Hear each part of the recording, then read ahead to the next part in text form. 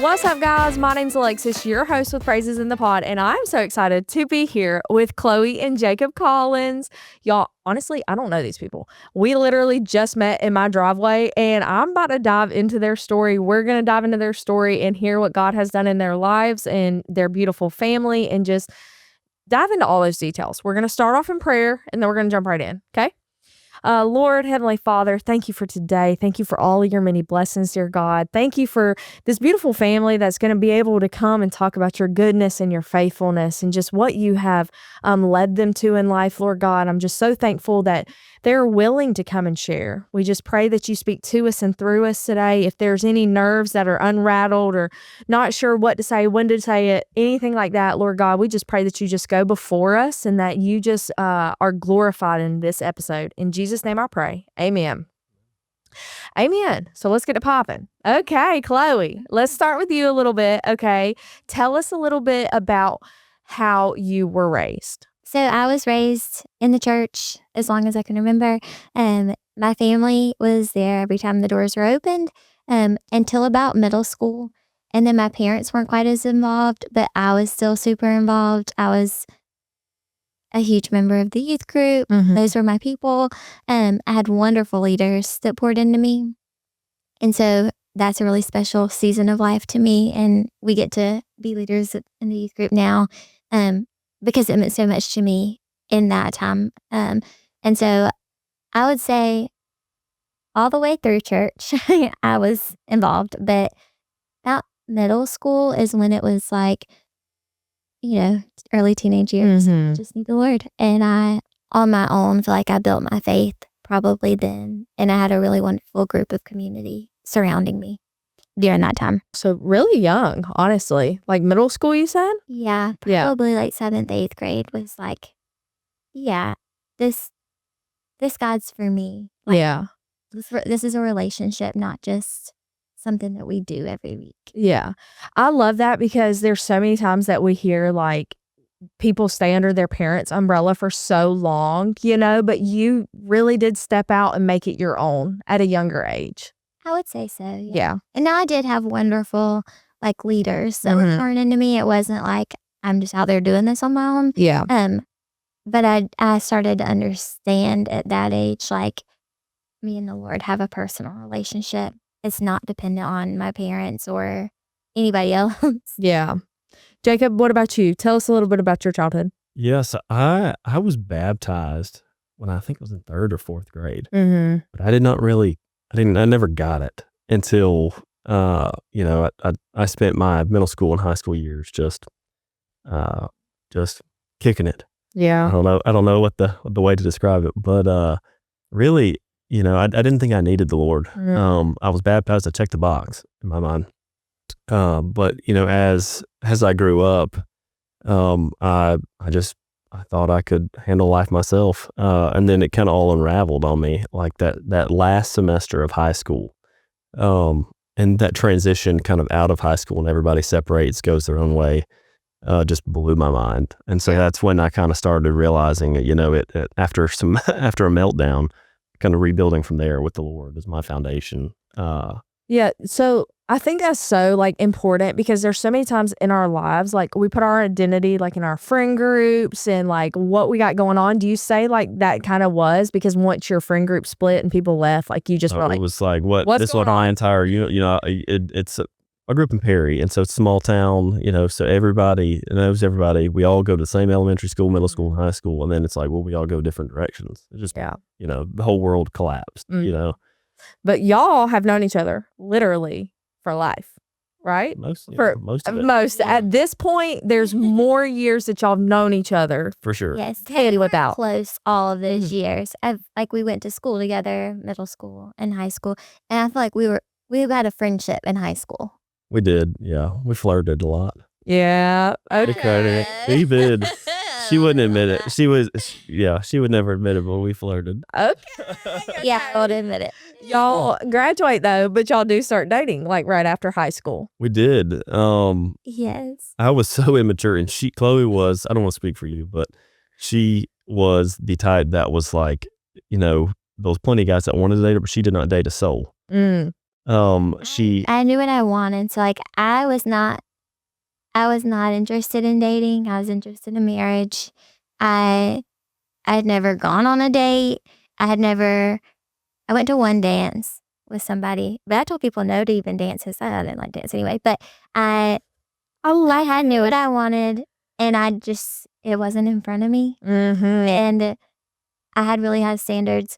In fact, like so mature. before me and Jacob were ever even considering dating, like I prayed for him. I have prayer journals like that I did all through, and like I prayed for him as a leader. I felt like he was a wonderful leader and had like the ability to do that, but it was like not for me. Like I just saw that quality in him and I prayed for him like I just did for people, but he was not the things that I thought I needed in my life. Yeah. And I was pretty rigid.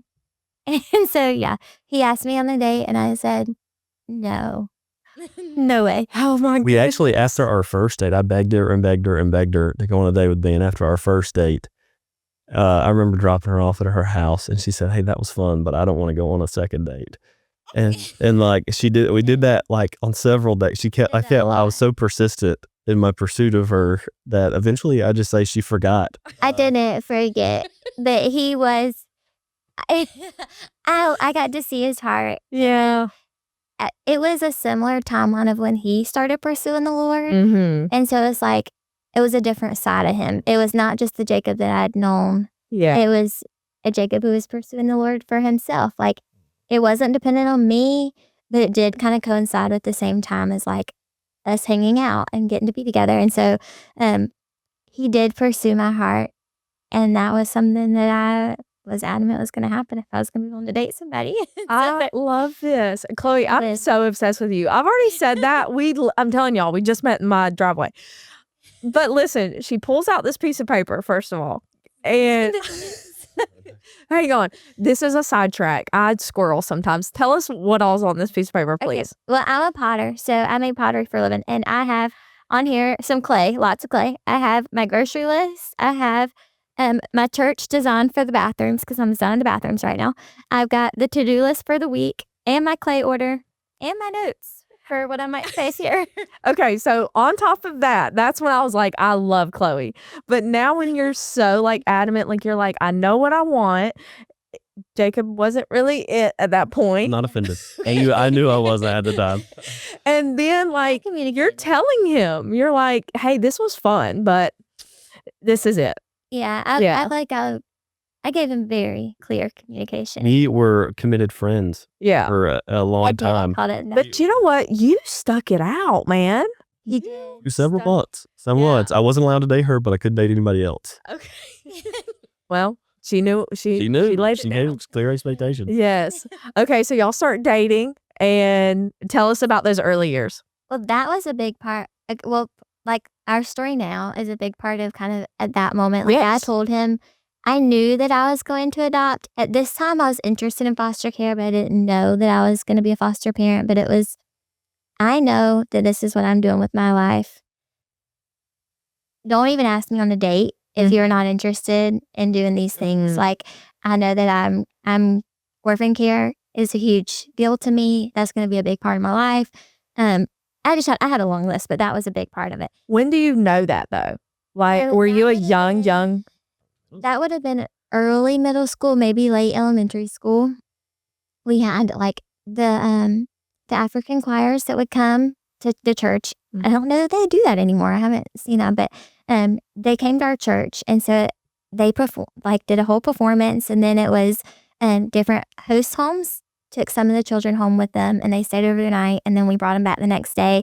And I just remember, like, they sat in our shower for hours. And I remember thinking, I get to take a shower every night, and like this running water that's hot is like not an exciting thing. And so I remember it touching my heart then, and I was thinking, okay, I definitely want to adopt. At this time, it's like I don't have any knowledge of what that looks like. It was just like, for somebody who hasn't experienced something like what I can, I want to give it to them. Totally different concept of how I view adoption now, but at the time, that's what it was. And so I always knew I was going to adopt. And then adoption was something that I'd seen in my family in church. Like, it wasn't totally like out of left field for me. I had seen it done, but most of it was international adoption that I'd seen up close. And so I So did. you laid it down. Right when y'all do start dating, you're like, I want to adopt. Oh, you it was know, before we before started you're started dating. Yeah, Yeah. like I don't think. Yeah, but knowing his personality in high school, I was like, I don't think that we're on the same trajectory of life. Mhm. I know that I want to do this. I don't feel like this is going to be anything you're interested in. Yeah. So when she tells you this, like, Oh, I'm on board.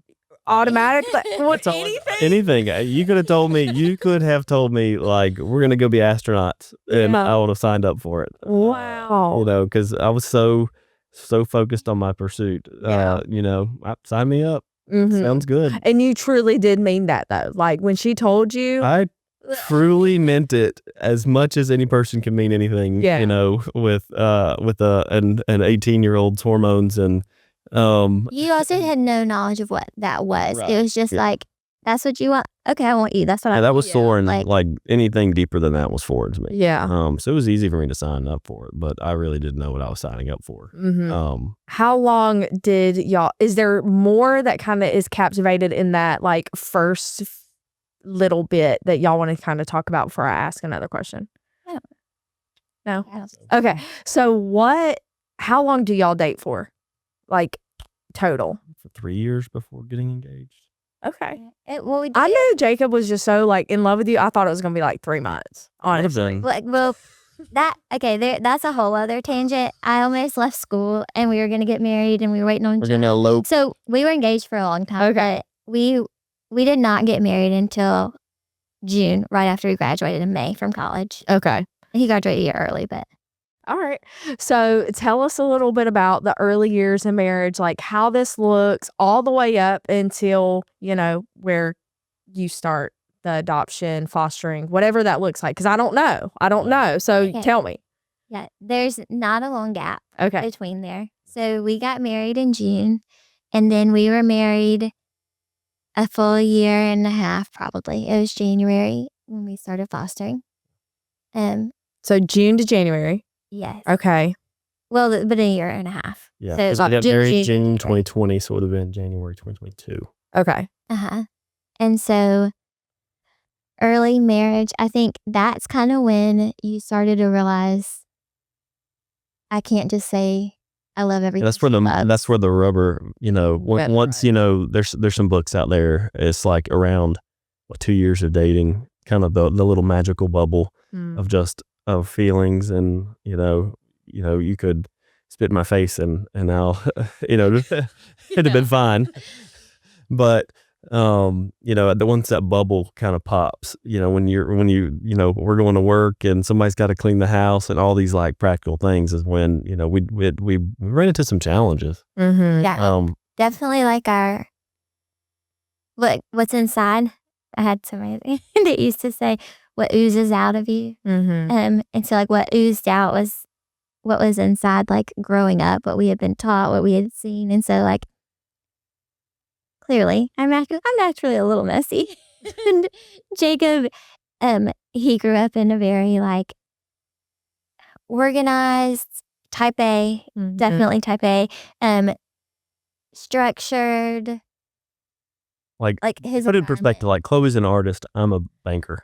Okay. Yeah, Yeah, yeah. So we're like very. very opposite. different. Which I was going to say, like a creative person usually is like, things are everywhere. Like, My trying to brain figure it out. looks like my surroundings. Yes. You know what? That's so crazy. My grandmother always used to say, like, I can tell what's going on in your mind by the way that your house looks. And I'm like, and now I'm looking at my closet, my floor is a mess and everything. I'm like, yep, it's chaotic right now. That's true. Yeah. So I feel like that was kind of early. Like I started to see patterns in him that I thought, whoa, hold up.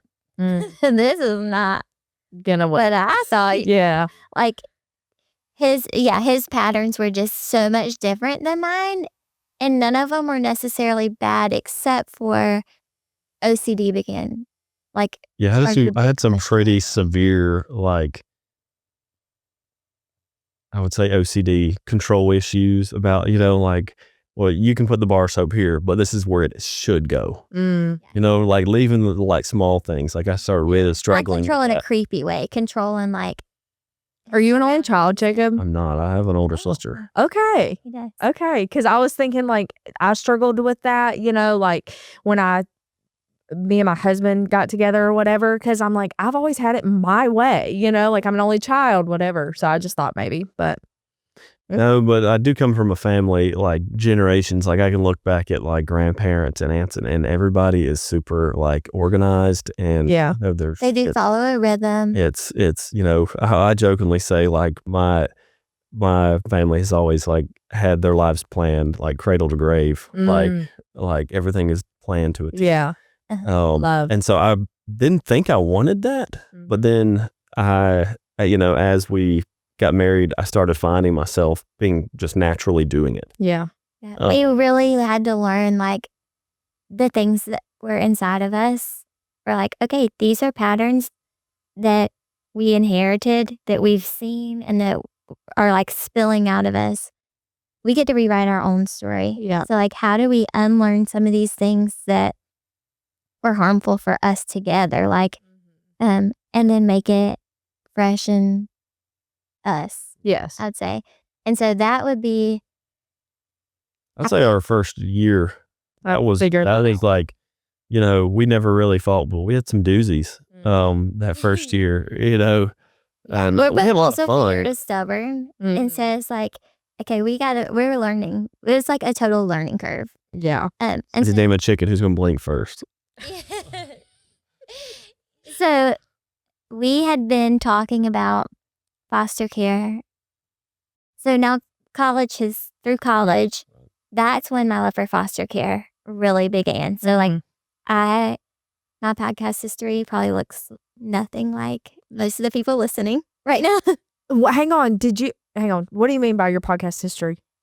Like all of the podcasts that I listen to. Okay. I thought you were saying like you did a podcast. I was like, wait a minute, girl. What? Oh, no, Okay. no. Okay. This You is mean my you're- first No, it's time all about speaking like in front of- orphan care. Yeah, I mean, like people okay. who are actually like living in Africa and Europe and foster families. I feel like I've always admired one step ahead. So like when I was high school, I was really looking at, honestly, it was a lot of missionaries, like college age, which missions is my heart, but I'm super big homebody. I hate to spend the night. Like would panic if I have to spend the night. So it wasn't that I felt called to be overseas to do mission work. It was just that the hearts of those people touched me. And so like those are the people that I was looking up to at the time. And then I was really admiring marriages, like the people that were in my life, like things that I did see that I thought were really healthy and things I wanted to emulate, and then things that were like, no, I don't want to take that into my marriage. And so college, I was listening to a bunch of like newlywed and marriage podcasts, and then foster care and adoption. And that's when a lot of my ideas started to shift from like what I would say the traditional Christian's view of adoption is, like I'm rescuing kids, to, okay, I'm not rescuing anybody. And it all shifted. I listened to a podcast, and her name is Ashley, the one that was interviewed, but she shared her story, and she was a birth mom, and she shared just how special her relationship with the adoptive family is, but she shared the history of it, and just from the beginning to where she's at now, I mean, it wrecked me, but she just talked about how in the hospital when she had handed over her baby, she was getting wheeled out. It was the worst day of her life, and she heard celebrating behind her. And it was like, it was gut-wrenching to me to be able to see the contrast of those two things. And one thing that I also thought, like I held really high and thought like, this is so beautiful. Adoption's gorgeous. And not that adoption isn't beautiful. That's my story. I'm really thankful, but it is. But there was so much grief there that I couldn't ignore that part.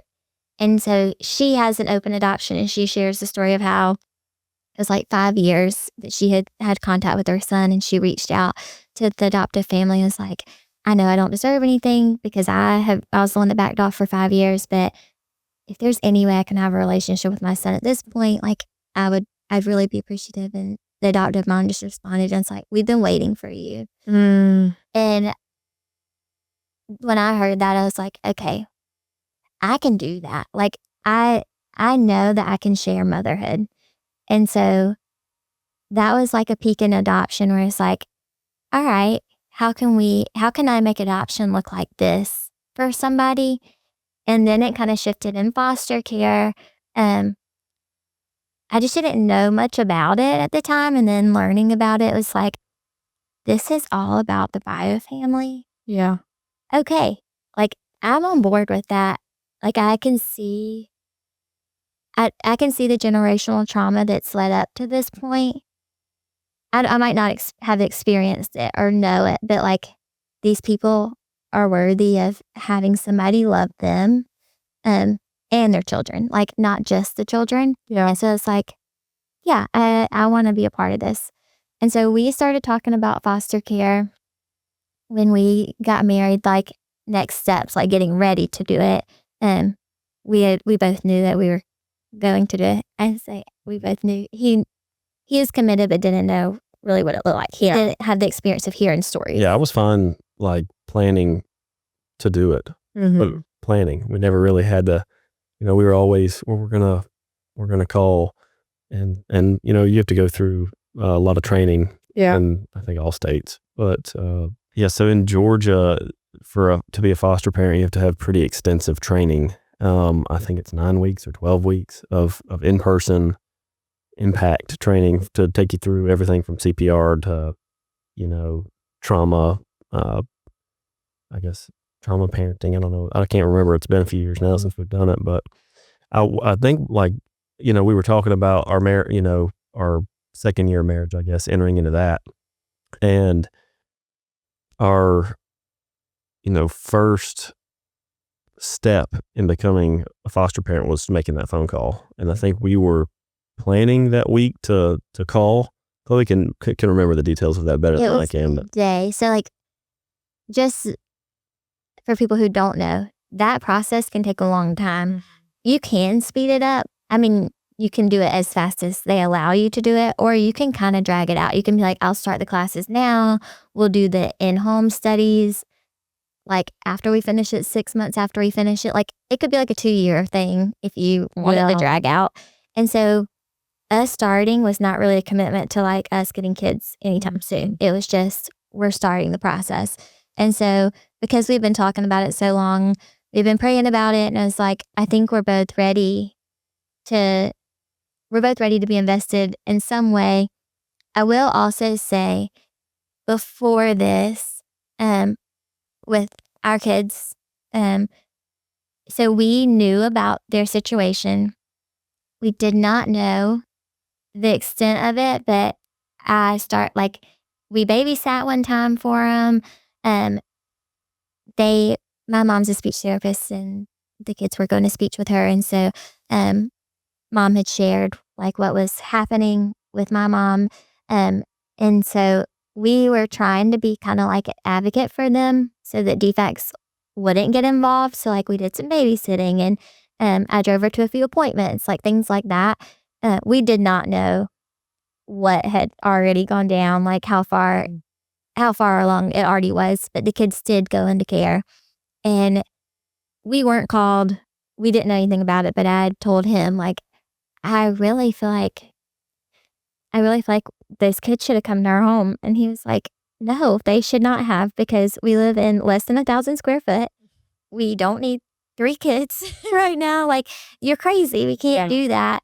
And babies. Yeah, they were. Yeah, because I was gonna say, how old were they here?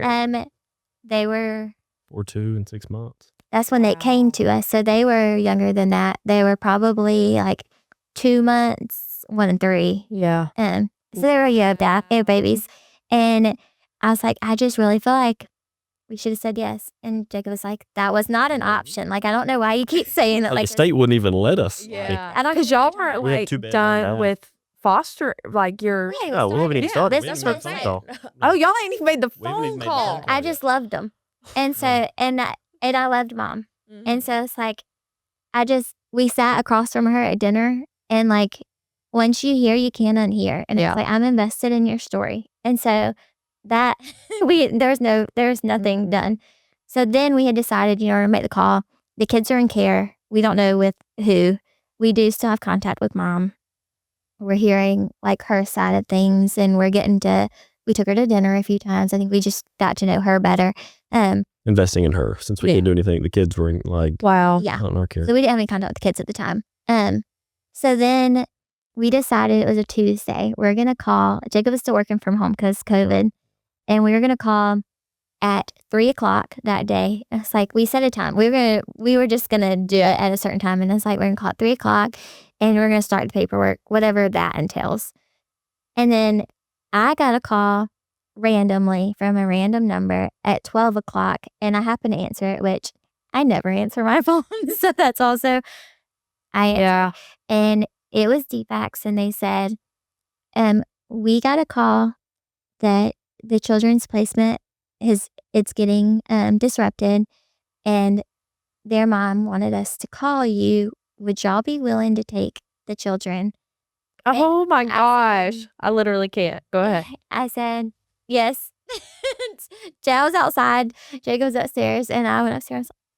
The kids are coming. Wait, I think she said yes, and then she was like, wait, I need to go talk to my husband. Yeah. So I did. And so Jacob was terrified. yeah, while I was sitting in there talking on the phone, I was like, hang up. I think officials came in there, like, slung up my phone, and I was like, what are you doing? She told me, and I was just like, I just kind of like looked off into space, and I was like, I don't think there's a better, clear sign than that.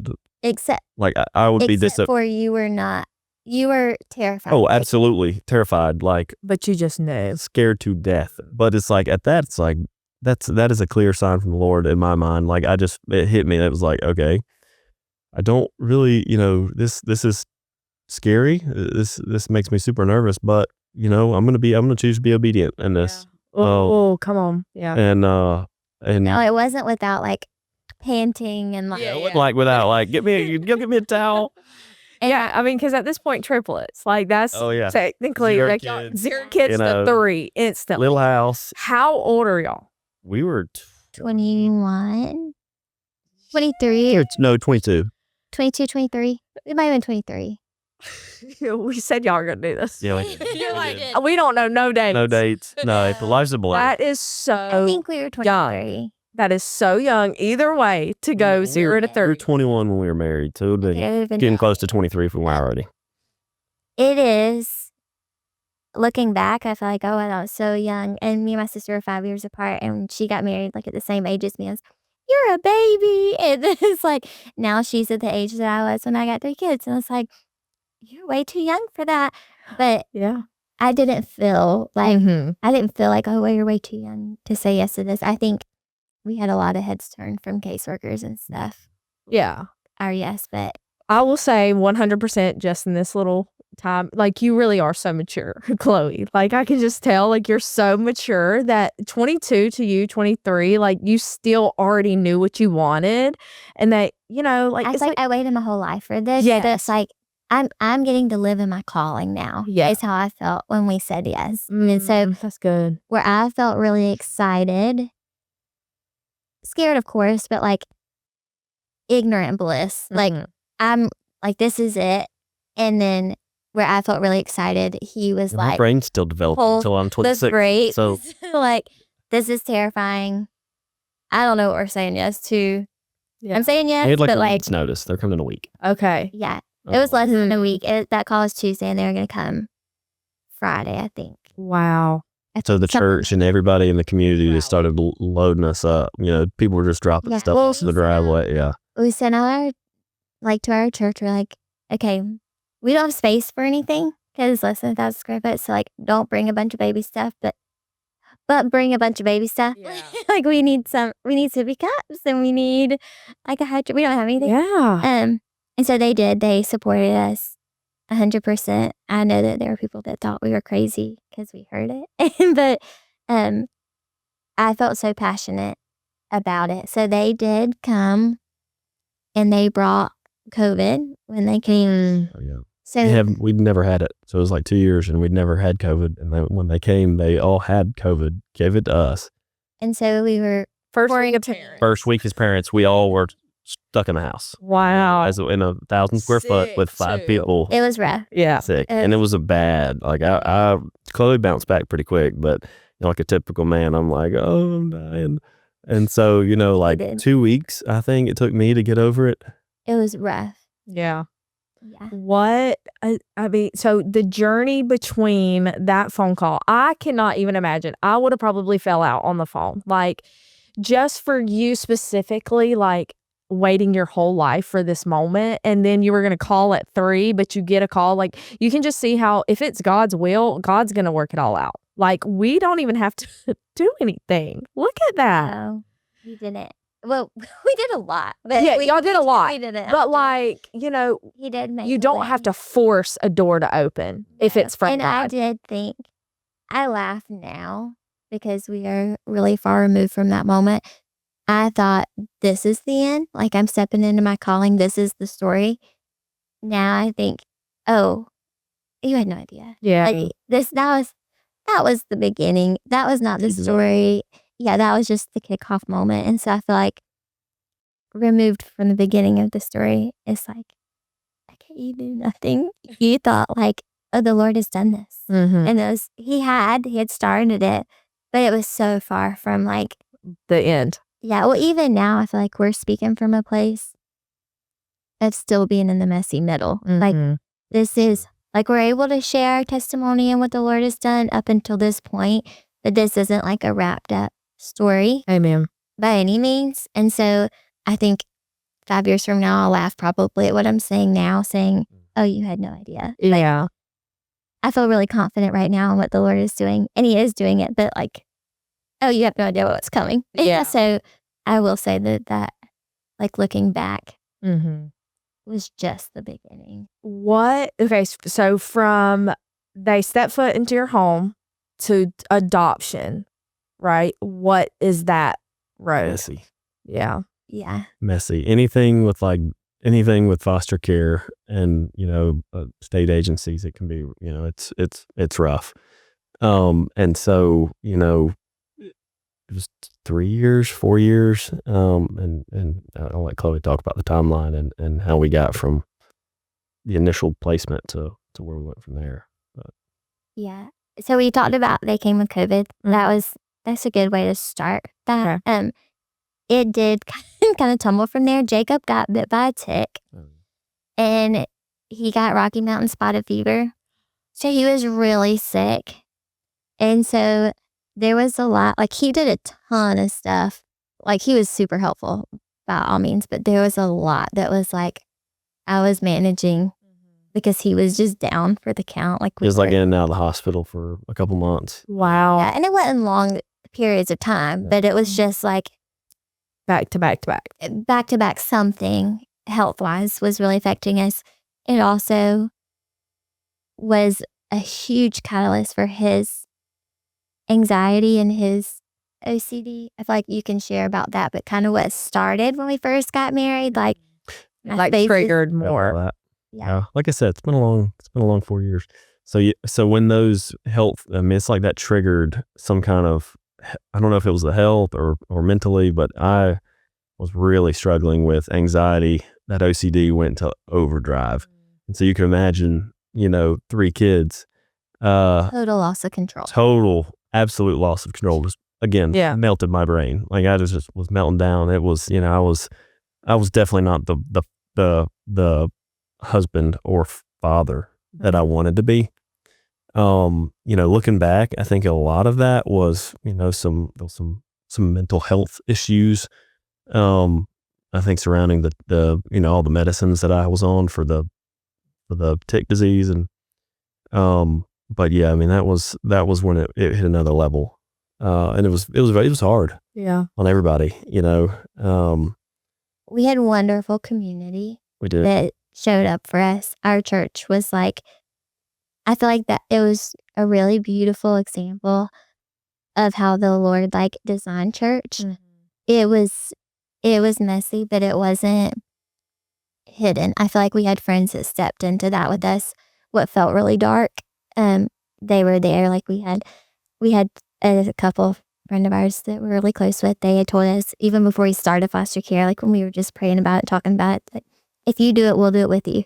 And I was like, okay, what does that mean? And I was like, they did. Like when the kids got dropped off, it's like, okay, what time you want dinner? Yeah. Oh, we're coming over. We're already in the driveway. We're gonna come do baths and bed for you.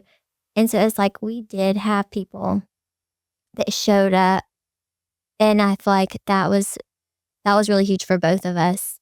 We had people that were helping on the weekends, and like it's like our family just expanded vastly in a short amount of time. And so that would have been like the start of our foster care journey, which is not what I had. That was not the dream. Yeah. I will say towards, I don't know a timeline, but it would have been like towards, there was a space where our kids weren't in our home. And before that, he really got healthy. Like I feel like he had healed from a lot of those sicknesses. And I feel like you had done a lot of work. We both had to do a lot of like inner work and peace. And he had done a lot. And I feel like had understood is not the right word.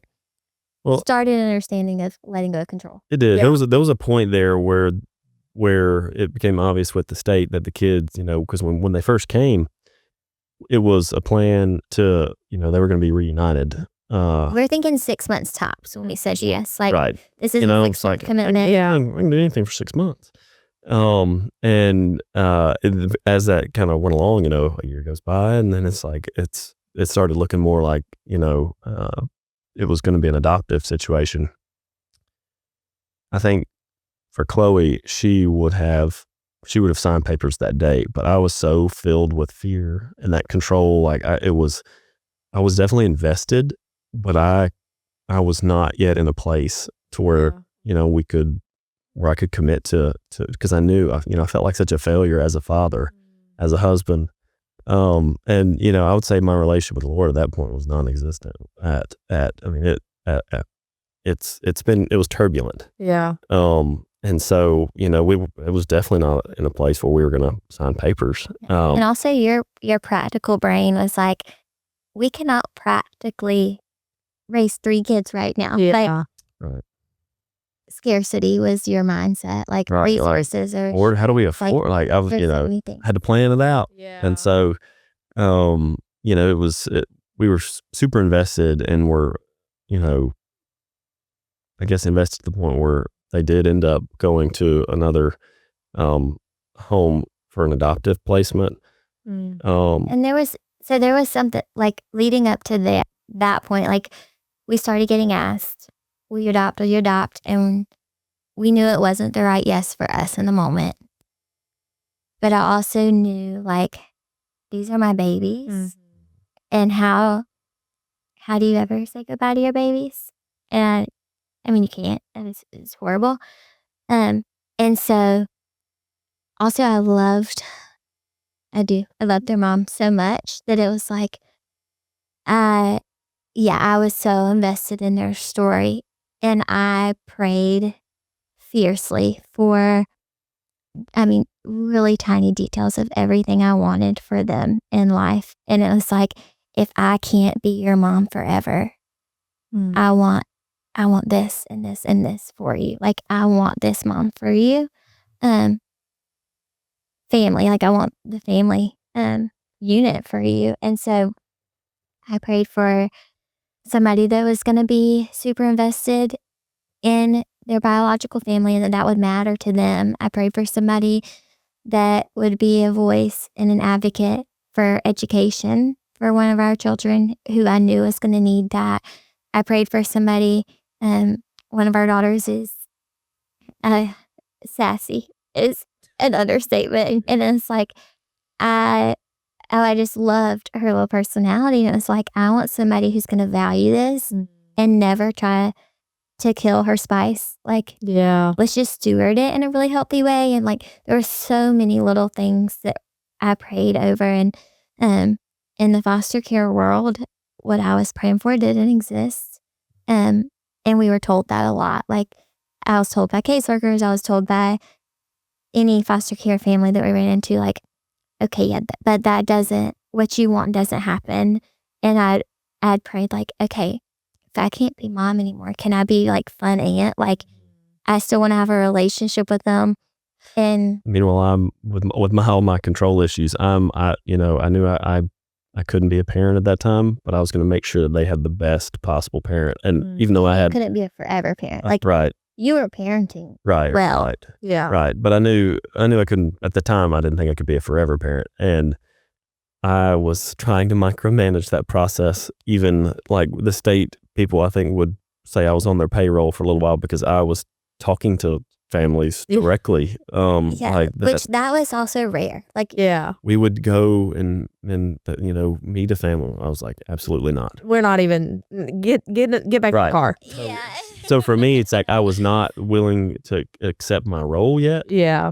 but I was still advocating for them as best I knew at the I time. think that was, you started to realize like how invested you were probably at that point. Right. Like, still scared of forever. Some cracks in my armor. Yeah, scared of forever, but super intentional about what their forever would look like. And so, What was the switch? well, Or if you can discuss it. I know sometimes you can. So I'll get to the point. So, okay, so we got a call that there was a family, and on paper, they were everything I prayed for. That was the hardest thing that I've ever, I think, even realized. Like, okay, this is an answer to my prayer. I remember, yet small details, but they were willing to do a slow transition. This was an adoptive placement. Once we realized, like, okay, it's going to be an adoption at the end of this, which is not what we thought that we were saying yes to. Also, is not what we wanted for them. We realized that's what was going to happen. So, this family was an adoptive placement. They had a wonderful community. They were super invested in church. It was so many things. A teacher and a therapist. It was like even the small details of the things that were like I wanted for their hearts. Like, the Lord had kind of worked that out. So we did a slow transition. We got to know them really well. The kids hung out for a few hours and we all did together. And then it was like an overnight and then a weekend. And then over the course of that time, they transitioned to be with them. And then we did FaceTimes once a week. And they were so wonderful about, like, because they knew it wouldn't, like, holding my ripping the heart. kids from us and going to them, like, wouldn't have been good for the kids. Yeah. And it was the Lord holding my heart too. I feel like there was no way. Like, I don't know how I breathed during that time. I don't know how I woke up in the morning and continued life. Like, the Lord was holding me in a way that, like, I can't explain. But we did get to have contact with them. They had invited us, like, all their school events, like, we got to be a part of. And it was like, I thought that was the end of the story. Mm-hmm. I thought everybody had kind of, quote unquote, won except for me, because it was every detail of a prayer and answered. And, like, there was even the morning we spent the night.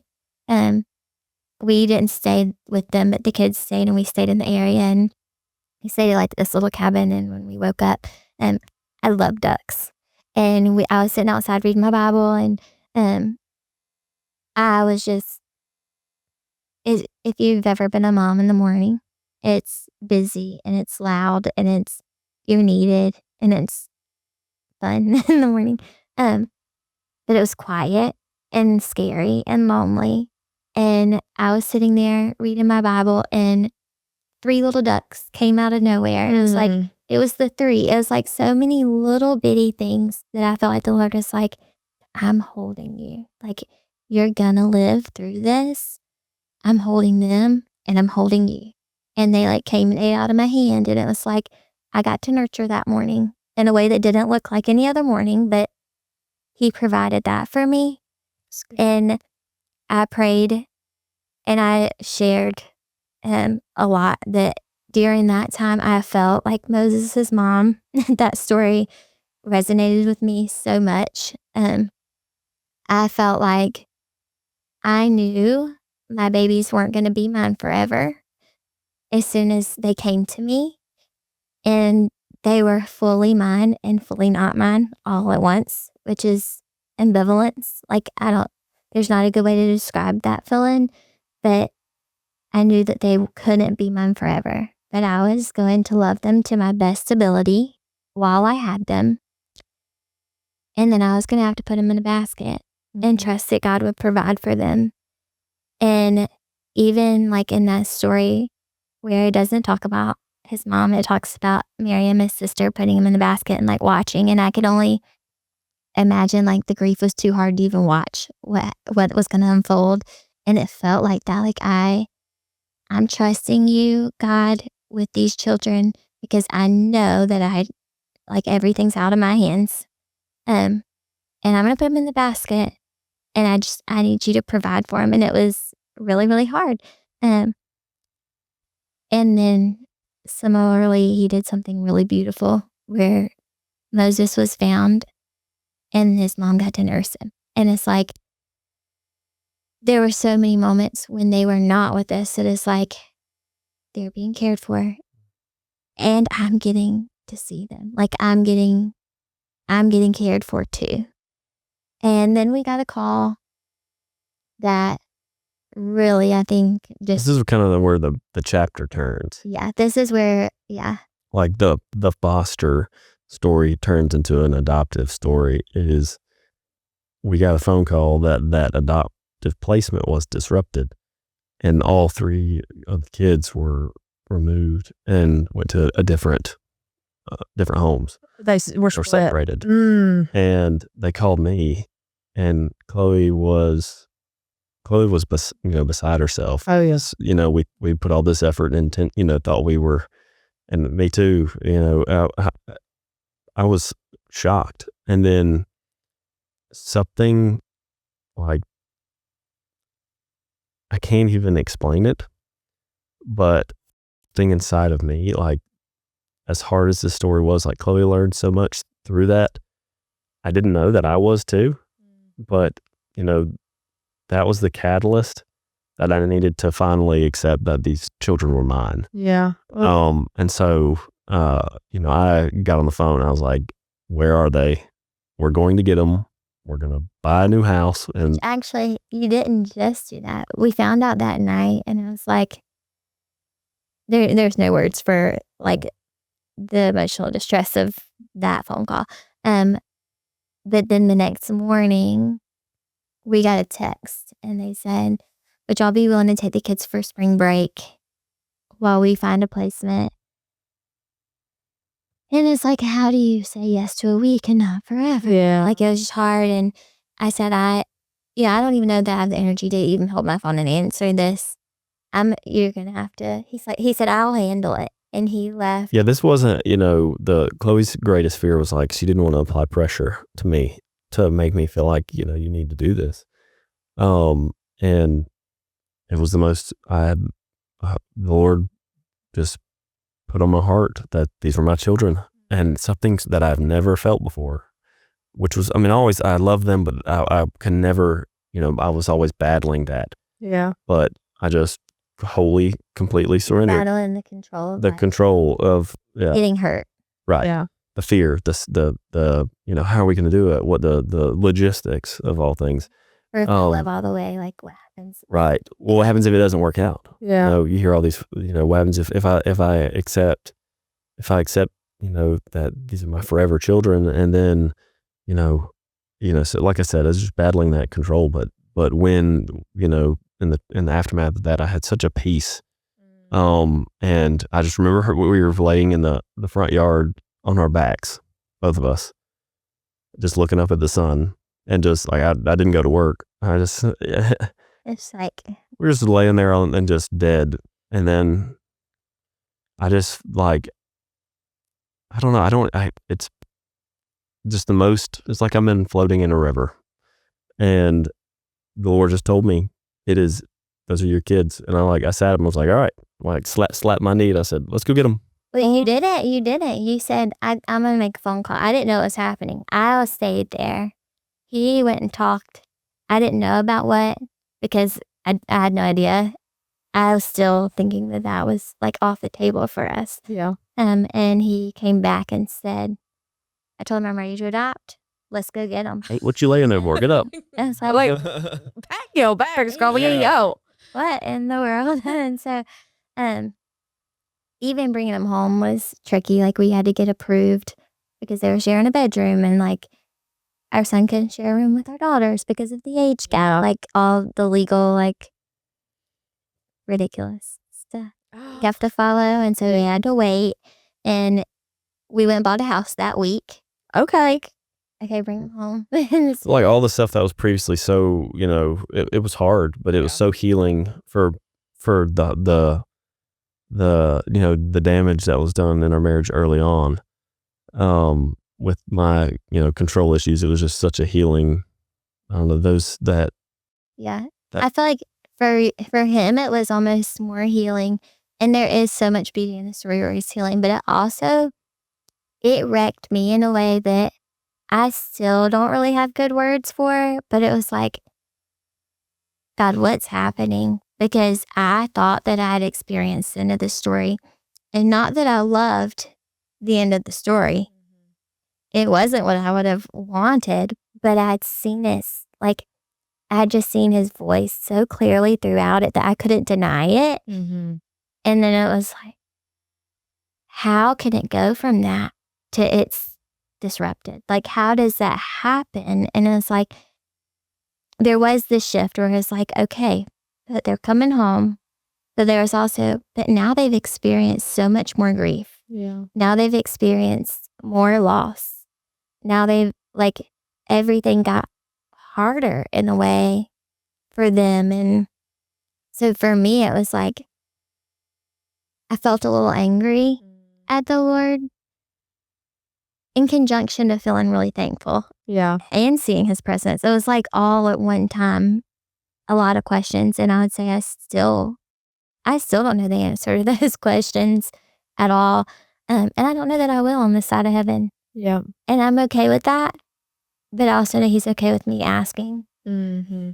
Like, why did you do that? Why did you do it that way? Yeah. Which, that's what I was thinking, because like joy and grief can coexist, like we say that, and that's basically what you're saying. Like, you had all these questions, you're so thankful, but you're like, I heard you, but now like you're just so like back and forth, Yeah. And I see that because you think, I heard you say they go here, like you answered the prayer, you did all this stuff, but why couldn't they have just stayed the whole time? But sometimes his promise isn't for right then, like it needs time. Like we needed Jacob to get on the same page with you, so. And I think it was healing too for me. Or like through the whole journey throughout, I thought that oneness in marriage was agreeance and everything. I thought that it meant we were on the same page, that we had the same passions, and that we were gung-ho to the same level about everything. And it did take that season for me to unlearn, like, that's enmeshment. That's not oneness with my spouse. And so I think equally, we both got to relearn each other in a really new way that was healthy. And we got to see, like, I love him for him, and what I wanted for him were really good things. Like, they were the fruits of the spirit. Like, I wanted peace, love, joy, patience. Like, I had great things that they were godly. Like, I wanted him to be a godly man. And it's like, I missed so many of the things, so many of the fruits of the spirit that were already in him because they weren't what I thought they should be or expected them to be. And it's like, he displayed those things in his own way. It just wasn't what I thought it should look like or what I expected it to. And I think it took that time for both of us to see, like, I get to relearn who you are and re-love you for who you are supposed to be and not who I think you should be. That's good. And Yes. that was probably a lot of the healing work in the gaps. I love that. So you adopted the 3 babies. Y'all now have 4 kids. Y'all are busy. Y'all are We don't have to get bored. No. That is so amazing. But tell us like what life kind of looks like today more so, and then we're going to get ready to wrap it up and close after that. Yeah. Yeah, I mean the hard never stops, but it is such a beautiful picture, I think, of what heaven, I don't know, what heaven on earth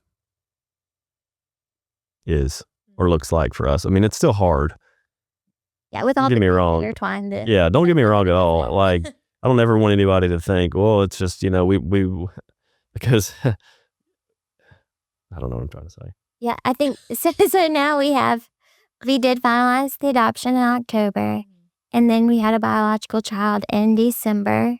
So 2025, and we moved into our home. 2025 was really busy. Yeah. 2026, mark my words, we're gonna be so boring. Just chill, Yes. cool, calm, and collected. I think now I listened to a podcast. Lisa Harper is a wonderful theologian who I love, and she had a guest on, and they were sharing a story about Deuteronomy and the Israelites. And so when their time in Egypt, they were next to the Nile River, and they used, I am going to answer your question. That's where I'm going.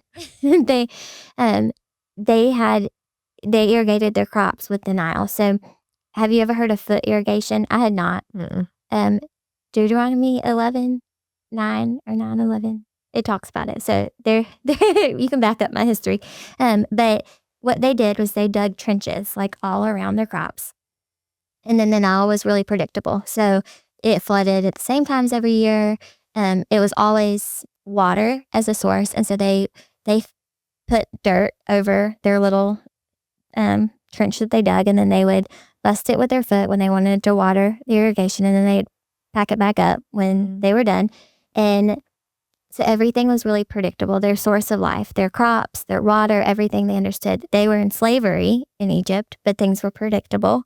When they were not in slavery anymore, they were now dependent on God for rain and food and everything that was going to sustain them. It's like he took them out of independence. I think a lot of times we worship independence. Like, you've made it when you're independent. And he took them into dependence, which was the wilderness. And I think if you look on a map, I didn't know this until recently, but you can get from where they were to the promised land in 11 days, but it was a 40 years in the wilderness. And just how the Lord used that time to reteach them, like, I'm fire by night and I am cloud by day, and I'm going to teach you that I am providing in this season, like, that I love you and that I'm your provision. And I think we experienced that in a season. And I think even now, like, we have to remember the temptation to say, would I rather live in a land where I'm dependent on my Father for everything every day, or in a place with seemingly control, where I am in control of when I water my crops and when I have fulfillment. And to me, I think that's kind of what foster care was to us.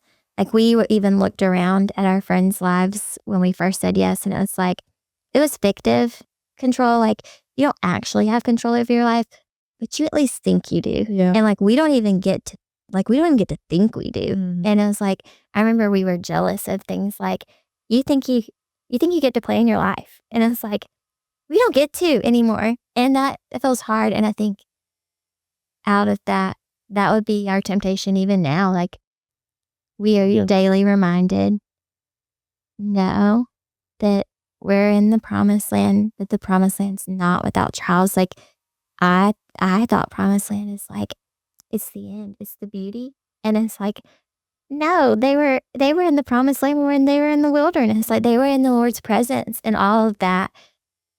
But it wasn't always easy and it wasn't always That's good. beautiful for them. And so I think that's kind of a wrap up of where we're at now is we're in the promised land, but it is Still hard. it's still the Still wilderness. the wilderness. Yeah. Like it's all. So, how we're going to end this today, I love this. This has been absolutely incredible. Well, I end it in 3 questions. Okay. So, you get to pick which way you want to end this.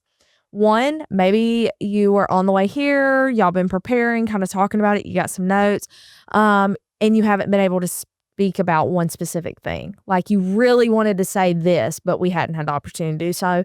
Maybe God's revealed something to you more recently, like the light bulb went off, like you read the scripture and it finally made sense, like, and you read it before, Or 3, a word of advice. How would y'all want to end this today? Y'all can do it together or apart. It doesn't matter. Look at Chloe. She's so well spoken. She has her notes. But I mean, she That's not true. I like to write, but I have a hard time speaking. I feel like I tangle up. You want me to do I it? want you to do it. I think Okay.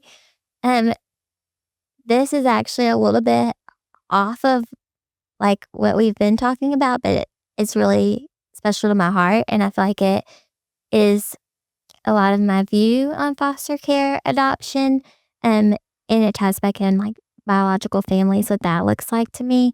And so for the people who are listening and they think, yeah, I'm going to get into foster care, I'm going to get into adoption, and I'm going to give a life to a kid who doesn't have this or doesn't have that. And I would really encourage you to search your heart like beforehand.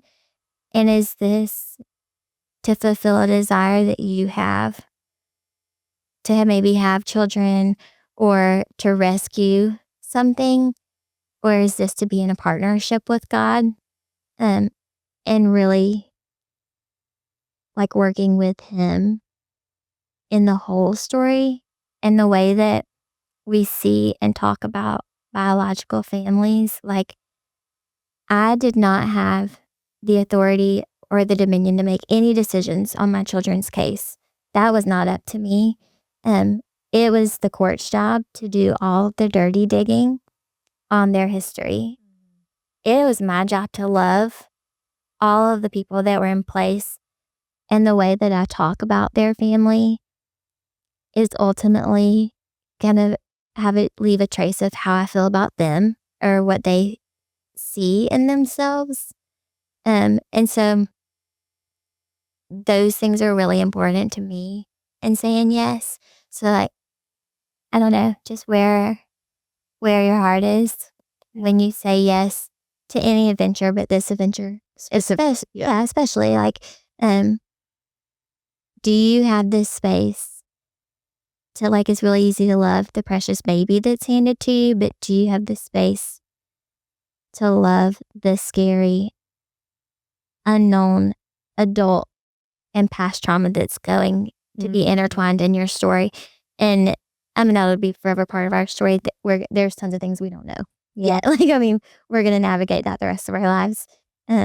Sometimes. And Chloe doesn't mean that she's not trying to scare anybody about that or to dissuade you, but the goal would be to like prepare. Yeah. Yeah. Encourage. Encourage, Yeah. Yep.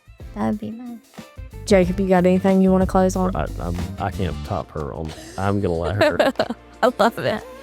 All right. Well, thank you guys so much for sharing. This has been literally like just so beautiful to see how God has just orchestrated y'all's beautiful family and just done this. Like, it's just so crazy.